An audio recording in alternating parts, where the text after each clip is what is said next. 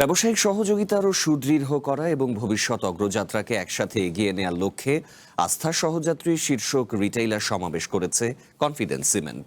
বুধবার কেরানীগঞ্জে তাজ palace international convention সেন্টারে আয়োজিত এই অনুষ্ঠানে পারস্পরিক সম্পর্ক উন্নয়নের ওপর জোর দেওয়া হয়।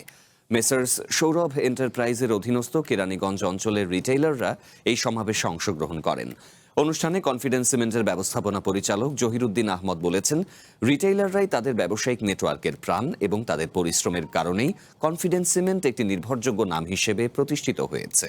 সমাবেশে মেসার্স সৌরভ এন্টারপ্রাইজের স্বত্বাধিকারী শম্ভু দাস ছাড়াও কনফিডেন্স সিমেন্টের chief marketing officer Nasirul Alam Suman এবং সিনিয়র অ্যাসিস্ট্যান্ট জেনারেল ম্যানেজার অনিন্দ সরকার উপস্থিত ছিলেন।